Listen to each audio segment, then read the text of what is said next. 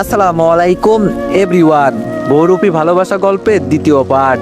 তো চলো বেশি কথা না কইয়া গল্প শুরু করা যাক। ফোনটা কেটে দিতেই দুলাভাই তানিয়াকে নিয়ে আমার পাশে বসে বললাম, দেখো রিফাত, আমার মেয়ে হয়তো এত কিছু বোঝে না। ও যদি তোমার সাথে কোনো ভুলভাল কথা বলে থাকে মাফ করে দিও। তোমার কাছে আমি হাত জোড় করে আমি বললাম, আরে কি বলেন দুলাভাই, আপনি এভাবে বলবেন না প্লিজ। আমি এইসব বলতে চাই নাই, তবে আমার কাছে মনে হলো ও এইসব বেশি বেশি করছে, এজন্য আপুকে বললাম। দুলাভাই বলল, ভালো করছো, তুমি এইসব না বললে জানতেই পারতাম না। আমি আর কিছু না বলে সোফা থেকে উঠে রুমে চলে গেলাম। আজকে হয়তো কারো মুড ঠিক নেই, এজন্য আর রুম থেকে বের হই নাই। রাতে দেখি আপু রান্না বান্না কিছুই করে নাই। মনে মনে বললাম, কেন যে আমি এইসব বলতে গেলাম। কিচেনে গিয়ে দেখি রান্না করা তরকারি আছে। আমি শুধু ভাত বসিয়ে দিলাম গ্যাসের চুলায়। রান্না করে সবকিছু টেবিলে গুছিয়ে রেখে আপুর রুমে চলে গেলাম। গিয়ে দেখি আপু এক কোনায় বসে আছে, আর দুলাভাই তানিয়াকে নিয়ে আরেক কোনায় বসে আছে। আমি শুধু বললাম, টেবিলে খাবার দেওয়া আছে, এখন যদি রাগ করে না খাস আমিও খাবো না। রাগ পরে এভাবে বসে রাখিস না, এখন খেয়ে আই। দুলাভাই ইশারা করে বলল, তুমি তোমার বোনকে নিয়ে যাও, আমরা আসছি। আমি আপুর হাত ধরে বললাম, চল। আপু বলল, তুই গিয়ে খেয়ে নে, আমি খাবো না। আমি আপুকে জোর করে টেবিলে নিয়ে গেলাম। আমি আপুকে নিজ হাতে খাইয়ে দিলাম। পরে আমি অল্প কিছু খেয়ে রুমে চলে গেলাম। এর ভিতরে ফোনটা আবার বাজতে লাগলো। আমি ফোন রিসিভ করে বললাম, আরে ঋতু যে, কি মনে করে কল দিলে? ঋতু বলল, কেন, আমি আমার বয়ফ্রেন্ডকে কল দিতে পারি না? আমি বললাম, এত কিছু হয়ে যাওয়ার পরেও আমার মনে হয় না তুমি আমার সাথে এভাবে মধুর ভাষায় কথা বলবে। ঋতু ওপাশ থেকে হাসি দিয়ে বলল, আপনি দিন গণনা শুরু করে দেন, হয়তো আপনি বাঁচতেও পারেন, আবার হয়তো আপনি মারা যেতেও পারেন। আমি বললাম, মনে হচ্ছে তুমি আমাকে হুমকি দিচ্ছ। ঋতু বলল, আমি কাউকে হুমকি দিই না, সরাসরি ভয় দেখাই, আর সে যদি ভয় না পায় তাহলে আমি সেই ব্যবস্থাও করে দিই। আমি বললাম, ও তাই নাকি, আচ্ছা আমি তৈরি আছি, আমিও দেখতে চাই তুমি আমাকে কিভাবে ভয় দেখাও। ঋতু বলল, আপনার কলিজাটা অনেক বড় হয়ে গেছে, খুব তাড়াতাড়ি ওইটা ছোট করে দিব, চিন্তা করবেন না। আমি বললাম, দেখাই যাবে, এখন ফোন রাখো, ঘুমাবো। ঋতু বলল, আশেপাশে দেখে ঘুমাবেন, কারণ কখন কোন দিক দিয়ে আপনাকে কেউ মারতে আসে এর কোনো হিসাব নেই। আমি আর ঋতুর কথাই কান্না দিয়ে ফোনটা কেটে দিলাম। তবে এখন আমার কেমন যেন একটু একটু ভয় হচ্ছে। আমি জানি ছেলেরা মেয়েদের জন্য সবকিছু করতে পারে। এই তো কয়েকদিন আগে একটা ছেলে হাসার জন্য খুন হয়েছে, তাও আবার বিনা অপরাধে। ওই ভাইয়ের দোষ ছিল, তিনি কেন ওই মেয়েগুলোর সামনে হেসেছিল। মেয়েদের জন্য ছেলেরা কি না করতে পারে ভাবতেই মনের ভিতরে অজানা একটা ভয় কাজ করছে। আচ্ছা, তবে কি আমি ঋতুর কাছে মাপ চাইবো? দূর, আমি কি সব চিন্তা করছি, ও তো পিচ্ছি একটা মেয়ে, ও আবার আমার কি করবে, এইসব চিন্তা করতে করতে ঘুমিয়ে গেলাম। সকালে ঘুম থেকে উঠে দেখি আমার পুরো শার্ট রক্তে ভিজে আছে। আমি তাড়াতাড়ি শরীর থেকে শার্টটা খুলে দেখতে লাগলাম শরীরে কোথাও কোনো আঘাত আছে কিনা। ভয়ে আমার কলিজার পানি শুকিয়ে গেছে, কিন্তু না, শরীরে কোথাও কোনো আঘাত নেই। হঠাৎ চোখ গেল জানালার উপর, জানালার কাছে রক্তের কিছু ফোঁটা পড়ে আছে। তার মানে কেউ আমার সাথে মজা করার জন্য এইসব করছে। সকাল সকাল মেজাজটাই এমনি গরম হয়ে গেল, আর বলতে না বলতেই ফোনটা বাজতে লাগলো। ফোনের স্ক্রিনে ঋতুর নাম্বার ভেসে আছে, তার মানে এইসব কিছুর পেছনে ঋতুর হাত আছে। আমি ফোনটা রিসিভ করে স্পিকারে দিয়ে বললাম, সকাল সকাল ফোন করলে কি কারণে? ঋতু ওপাশ থেকে হাসতে হাসতে বলল, আপনি খালি গায়ে কি করছেন? আপনার পেট বা পিঠের কোনো জায়গা আবার ফুটো হয়ে যায়নি তো? আমি বললাম, তার মানে এইসব কিছুর পেছনে তোমার হাত আছে? ঋতু বলল, ও মা, আমি আবার কি করলাম? আমি তো সকাল সকাল আপনার খোঁজ নিতে ফোন করলাম। আমি বললাম, নিজেকে নিজে অনেক চালাক মনে করো না? ঋতু বলল, অবশ্যই মনে করি, কেন, আপনার কোনো সন্দেহ আছে নাকি? আমি রেগে ফোনটা কেটে দিলাম। যদি এই মেয়েকে আমি হাতের কাছে পেতাম না তাহলে কি যে করতাম এর কোনো হিসাব নেই। যাক, সেসব কথা চিন্তা পরে করা যাবে, যা হয়েছে তা হয়েই গেছে। ওয়াশরুমে ঢুকে গোসল করে ফেললাম। রুম থেকে বের হয়ে দেখি দুলাভাই টেবিলে বসে নাস্তা করছে। আমি গিয়ে টেবিলে বসতেই দুলাভাই প্রশ্ন করলো, কি শালা বাবু, আজকে সকাল সকাল গোসল করলে, কারণটা কি? আমিও মজা করে বললাম, নতুন নতুন বিয়ে করেছি তো এজন্য সকাল সকাল গোসল করি। আপু মাথায় একটা থাপ্পড় দিয়ে বলল, উল্টাপাল্টা কথা বলা বন্ধ কর, এখন নাস্তা কর। আমি আর কিছু জিজ্ঞেস করলাম না। তবে তানিয়ার কথা বলতেই দুলাভাই বলল, ও নাকি এখনো ঘুমাচ্ছে। নাস্তা শেষ করে সরাসরি দোকানে চলে গেলাম। আজকে 5 দিন হয়ে গেল, এখন পরিবেশটা মোটামুটি একটু ঠান্ডা আছে। এই 5 দিনে তানিয়া একদিনও স্কুলে যায় নাই, তবে ও এখন আর আগের মতো আমার সাথে কথা বলে না। কথা না বললে আমার কি যায় আসে, আমার আরো ভালো হয়েছে। আজকে সকাল সকাল দোকানে যাই নাই, আজকে একটু বেলা করেই দোকানে যাব বলে রুমে শুয়ে আছি।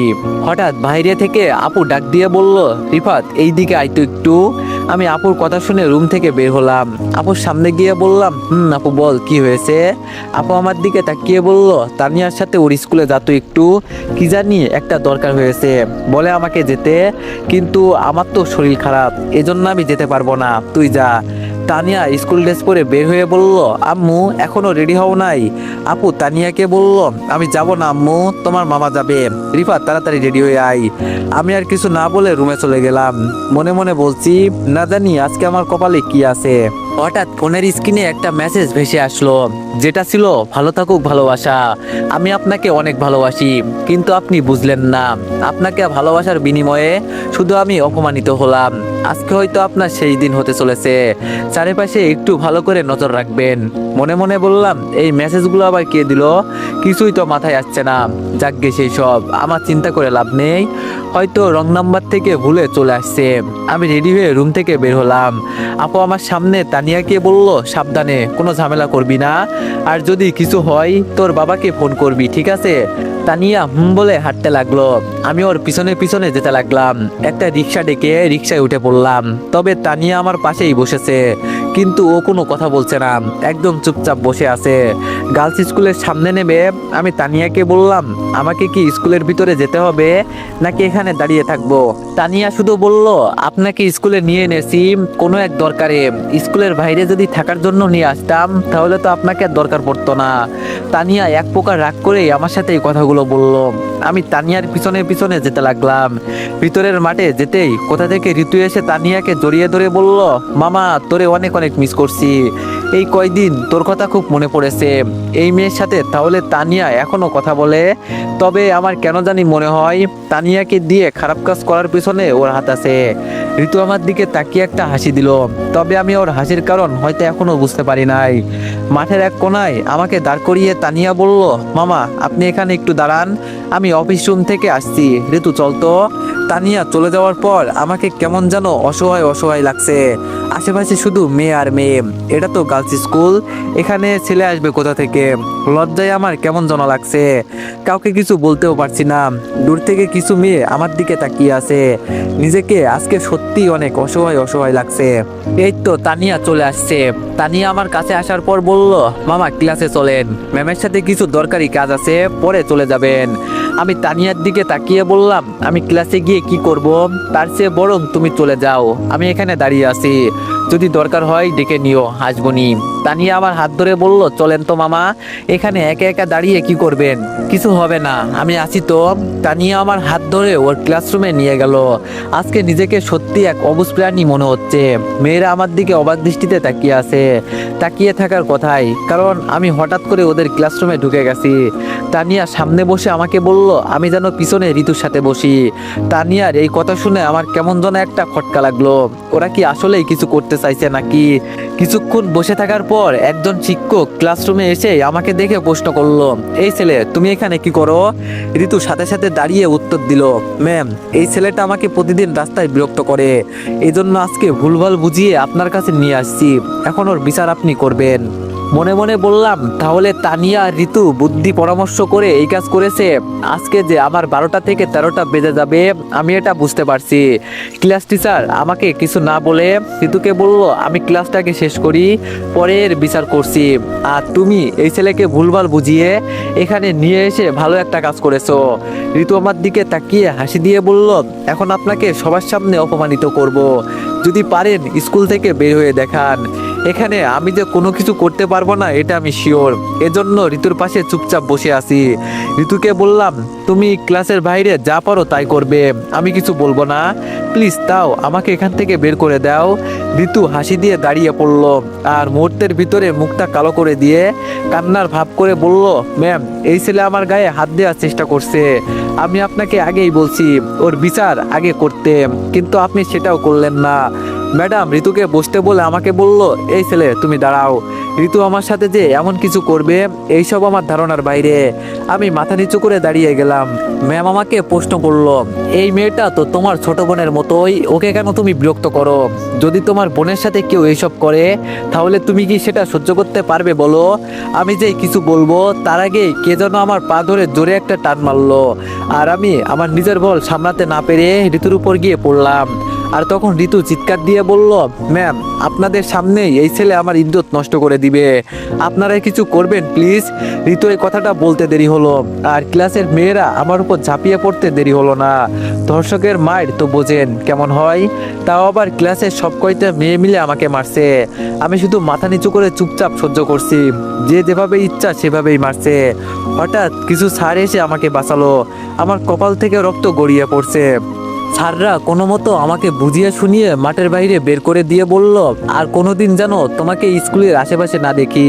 মেয়েদের মার খেয়ে আমার শরীরের শক্তি কমে গেছে, ভাবিনি কখনো ঋতু আমার সাথে এমন কিছু করতে পারবে।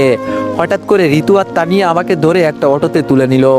ঋতু আমার কানের কাছে মুখ নিয়ে বলল, একদম কোনো কথা বলবি না, আমার হাতে কিন্তু চাকু আছে, বেশি কিছু করলে ওইটা তোর পেট বরাবর বসিয়ে দিব। আমাকে ওরা ধরে একটা নিরিবিলি বাসার সামনে নিয়ে গেল, আমাকে ভিতরে নিয়ে গিয়ে একটা চেয়ারের সাথে বেঁধে দিল।